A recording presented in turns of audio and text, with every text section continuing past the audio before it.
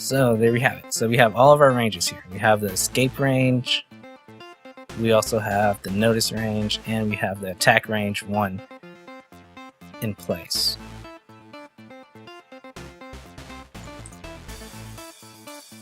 Now there's something that we have to do in here. I just realized we need this to be 1, and we need this to be 1. And then we need to copy this, paste it, and then change all of these 1s to 2. And we can change red to green.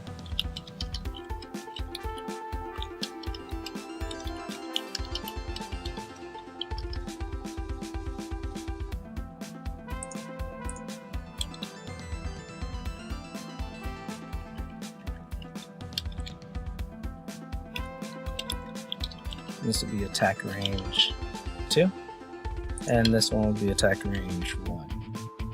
So.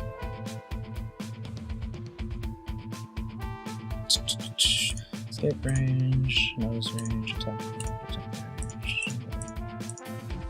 Alright, then last but not least, we need to go ahead and draw self.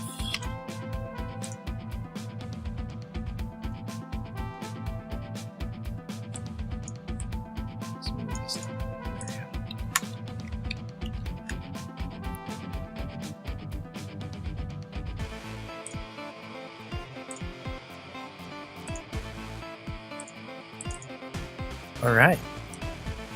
Now let's make sure all this stuff is kind of working correctly. So what we're gonna do is we're gonna go ahead and mess with some of these values real quick. We're gonna turn all of these to 250.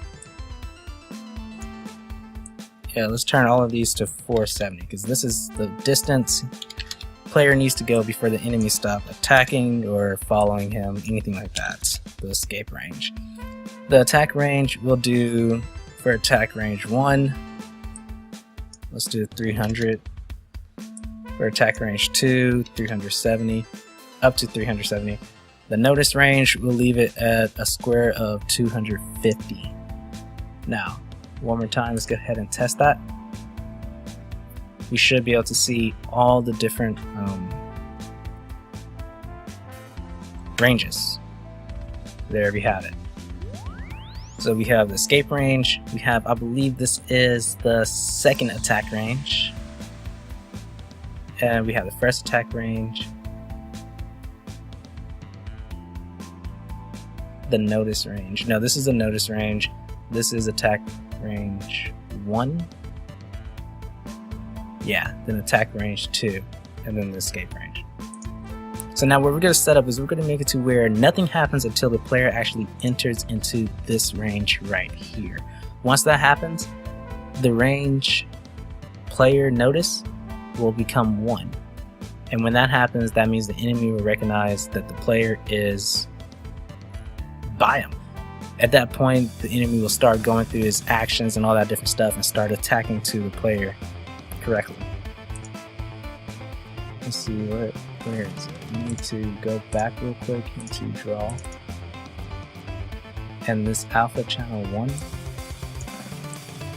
let's move that right above the strings so we can see that better. Okay, so now we actually set everything up to where we can start programming the stuff. But it's very good when it comes to AI systems to set up all your things that you need to set up so you can see everything that's going on.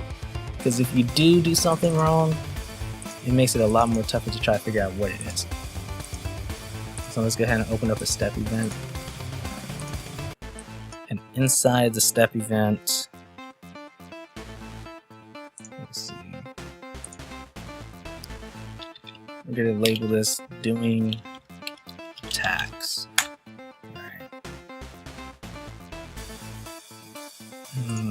Normally I like keeping these variables on screen.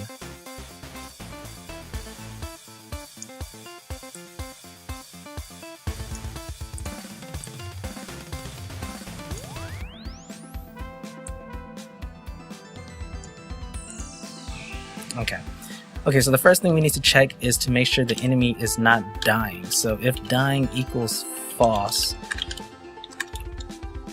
then we're going to start making sure the enemy's doing, or let's say like this.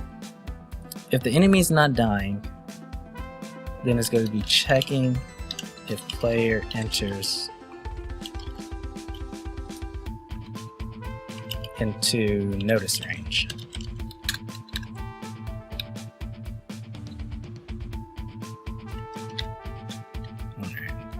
So if player noticed equals true,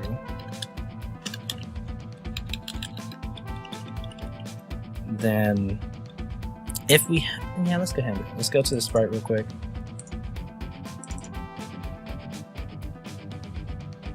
Let's put a dot on here.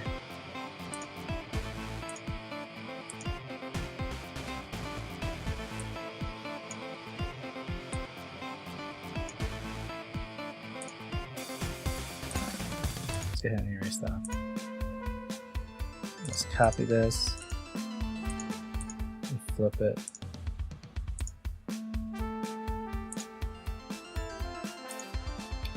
Sprite enemy 1, we'll call it wait. Alright. So now what we're going to do is we're going to make the correct directions. Okay. So if the player's noticed, we're going to make enemy face player. So if the player is not attacking, okay, so let's make sure that the enemy's not attacking first. So if attacking, we'll call it attacking equals false. Now I don't think we made an attacking. We did not, so let's do that. Attacking equals false. So if attacking equals false, we're now going to make enemy face player. Okay, so if x is greater than object player x, this means enemy should face left. Should face left. Then we're going to do sprite index equals sprite, what is it called? Enemy 1 wait. Then we're going to set the image index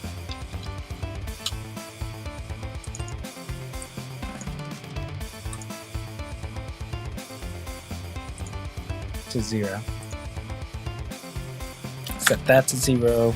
We'll go ahead and set the image speed to 0 just to make sure it doesn't cycle through all the images. And then we're going to set direction to 2. Let's go ahead and copy that. Do else if should face right. This would be wait still, but this would be index 1 because 1 right here shows that one. Index 1. This will also be 1 as well.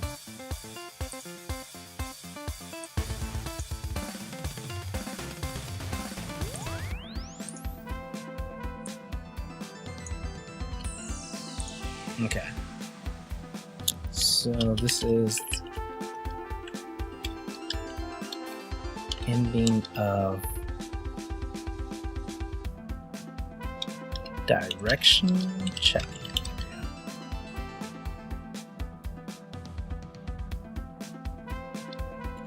Slash attack.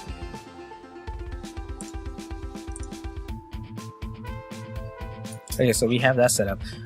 Let's go ahead and create the program to where the enemy will notice the player. Once we do that, then we can test it and make sure all the stuff is happening correctly. Okay, so now what we're gonna do is we're gonna set up the whole program that will allow the player to be noticed.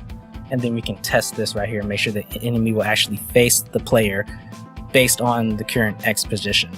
So right here, let's go to this. Down here, we'll do else if player noticed equals false. Alright, let's give some space. Let's do this. So we're going to change notice range based on current direction. Nice. So if dir equals 1, we'll do that. Else if dir, short for direction, equals 2, we're going to do that.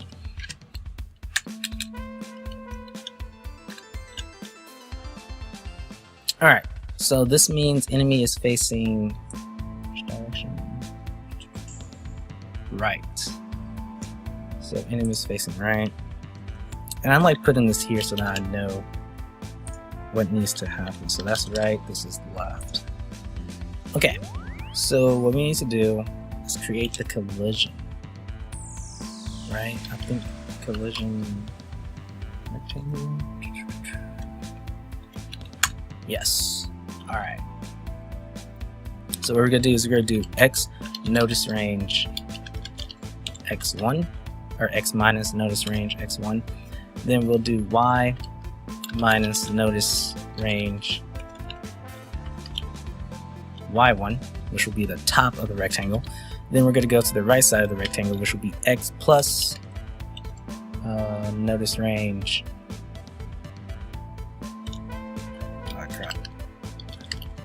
Notice range x2, and then we'll do y plus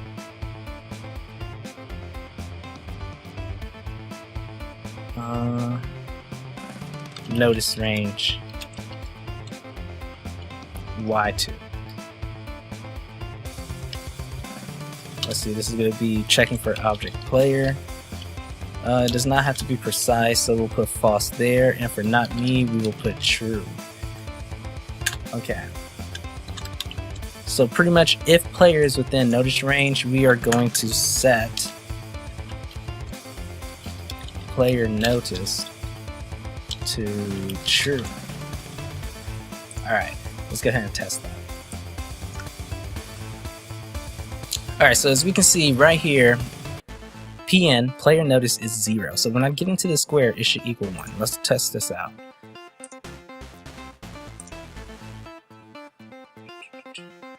And the player moves slow. Okay, so let's see what happens. 1. Boom, that's awesome. So we know that we have that set up correctly now. Now what we need to do is make sure that if the player is in notice mode, when he extends further than the escape range, then it is going to take player notice to false. Excuse me. Alright, so let's go ahead and close that down. Let's go back into... yeah. I think I said this before, but I like putting these things at the end of each thing. It lets me know that when I'm scrolling, exactly what to look for. You know, and find things easier. So this is end of player being noticed. There we go. Alright, so inside of here, at the bottom, we are going to checking if player escaped. Why do I feel like I spelled that wrong? I think I spelled that wrong. Yes, I did. The player escaped enemy's notice.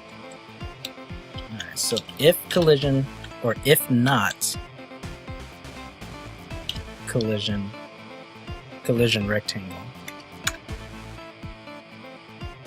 at x minus escape range x1, y minus escape range y1, x plus escape. I mean, as you can see, this stuff takes time. Okay, AI is not some easy programming unless it's a simple AI thing, but like I mentioned earlier, I kind of want to make sure y'all know a lot to where y'all can make shortcuts, or y'all can make wise tweaks and all this other stuff that will actually reduce your development time, allowing you to focus more on games made and making more different types of AI systems without spending eternity doing it. So, if not collision, rectangle. So if the player is not inside of the escape range perimeters, then player noticed will equal false. This video is going on 37 minutes already. Okay. I'm not actually gonna rush it because I know this is gonna be about 3 or 4 part video. You're talking about building a medium-sized, in-depth / dynamic AI system. So yeah, it's not just going to be one video. Let's see. Okay, so right now player is not noticed. Let's go ahead and walk into the circle, and player is noticed, or into the square, my bad. Player is noticed. Now we did make it to where the enemy will actually look in the direction of the player, right? So let's see if that happens. Aha, awesome, good. So if it's on the right side, it looks right. If it's on the left, it looks left. That's awesome. Now we need to make sure we can escape. We're still in 1, so we're still noticed, because this is the attack range 1. This is attack range 2. This is the escape range, but we have to extend further than it. So let's see what happens. We're still on it, but we are out of it, and the player is no longer noticed. So this is actually going along very great. Very great. Very, very great. Alright, so now we need to start working on the attack. So what we're going to do is we're going to work on the first attack range. Well, first let's make it to where the enemy will move. Yeah. Because over here we created a variable that we can use for making the enemy return to the starting point.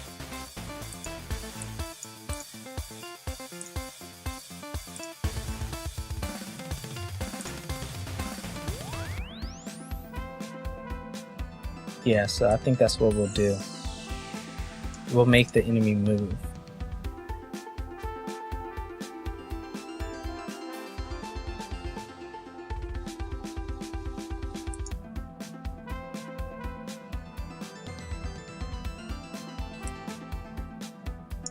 Yeah. So let's come back over here. And we're gonna have to do something. This variable, when true, it moves to start, right? That's because of how I worded it. But I think what we'll do is return equals false. So when true, we'll move to start. If player not noticed. There we go. So returned XY. Now let's go ahead and put it back returning. Okay, we're going to name this return X and Y. Sorry, that was confusing because I was saying returning, but you're not actually returning because, okay, it was the way it was worded. Okay, mainly what's going to happen is that when this turns true, then that means the enemy is going to return if the distance from X and Y is the X start and Y start is not equal. Okay, so then it's going to return. When it gets there, it will actually say return XY is false because it does not need to return. Kind of get what I'm saying? Okay, so alright, so inside of player notice, we're going to actually do that after we set up the whole entire movement. Okay. Then it won't be so confusing, at least for me. Alright, let's go ahead and continue, shall we?